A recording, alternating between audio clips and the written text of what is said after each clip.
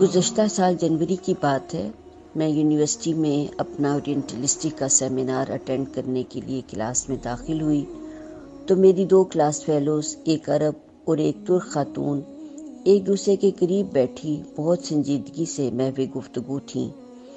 ایک کی آنکھوں میں نمی تھی اور دوسری بہت محبت سے اس کے ساتھ باتیں کر رہی تھی۔ دریافت کرنے پر معلوم ہوا کہ میری عرب دوست کی بڑی بہن تہانی فوت ہو گئی ہے۔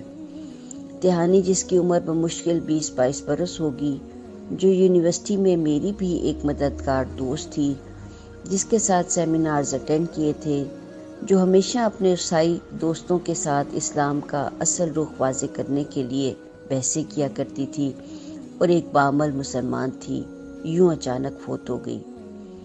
زندگی کی بے وفائی کا تو پہلے بھی یقین تھا، پر وہ اتنی دھوکے باز ہوگی، اتنے پیاروں کو اتنی آسانی سے چھین لے جائے گی، اس حقیقت کو میں قدرے فراموش کر چکی تھی۔ پر اس نے مجھے بھولا سبق یاد دلا دیا۔ ادھر دل اس کی جدائی میں دکھ گیا، ادھر ضمیر نے جھنجھوڑ ڈالا۔ میں کہاں کھڑی ہوں؟ میری زندگی کے کتنے لمحے باقی ہیں؟ وہ جو بیتے وہ کیا ہوئے؟ پھر وہ حقیقتیں بھی آشکار ہو گئیں جن سے میں نظریں چرایا کرتی تھی۔ خوش فہمی کا وہ لبادہ جو میرے گناہوں کو ڈھانپے ہوئے تھا اترنا شروع ہو گیا۔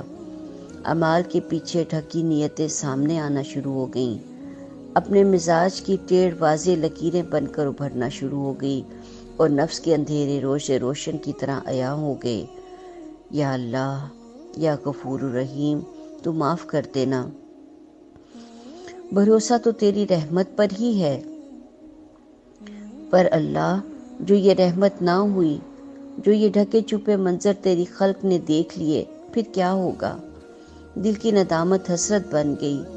یا اللہ، ایسا نہ کرنا، ڈھکے چھپوں کو ڈھانکے رکھنا، ڈلے پردوں کو باقی رکھنا، اپنی رحمت کرنا، اپنی رحمت۔ رحمت، پھر یہ لفظ امید کی کرن بن کر دل و دماغ میں سما گیا۔ حوصلے بلند ہو گئے، فکر بیدار ہو گئی، دل نے تجزیہ کرنا شروع کر دیا، شیطان کے حربے سمجھ آنے لگے۔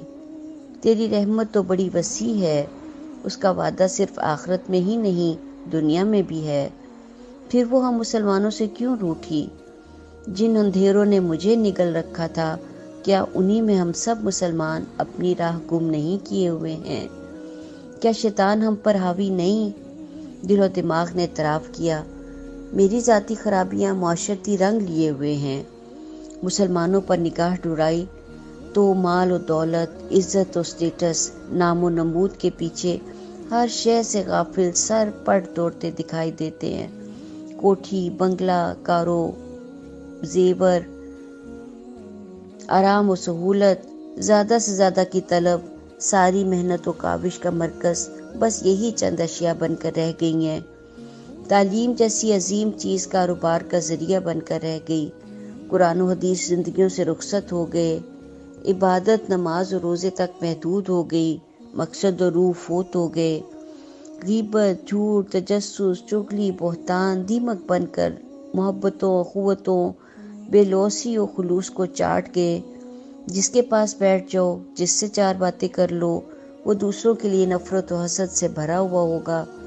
اپنی برتری ثابت کرنے، دوسروں کو نیچا دکھانے، اپنا قصور نہ ماننے اور ہمیشہ دوسرے کو قصوروار ٹھہرانے کا رویہ اپنی خطاؤں کو اپنی ہی نگاہ سے اوجھل کر گیا ہے، اور ہم اپنے خراب سے خراب کیے پر بھی مطمئن رہتے ہیں۔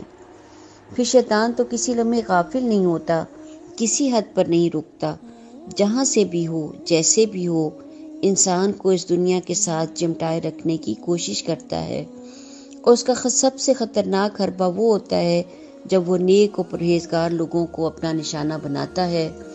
ان لوگوں کو جو اپنا مقصد زندگی سمجھ جاتے ہیں، اپنے لیے سیدھی راہ متعین کر لیتے ہیں، تو انہیں یہ احساس دلاتا ہے تم ہی دنیا کے بہترین شخص ہو، تمہاری جیسی نمازیں پڑھتے ہیں اور نہ تمہارے جیسا انفاق کرتے ہیں، نہ تمہاری طرح اللہ کی راہ میں وقت دیتے ہیں، اور نہ ہی تمہارے جیسا تقویٰ ان کے اندر ہے، اور پھر مزید اصلاح کے دروازے بند کروا دیتا ہے، تسلی کی تھپکی دے کر سلائے رکھتا ہے، یہاں تک کہ بندہ اپنے رب کے پاس پہنچ جاتا ہے۔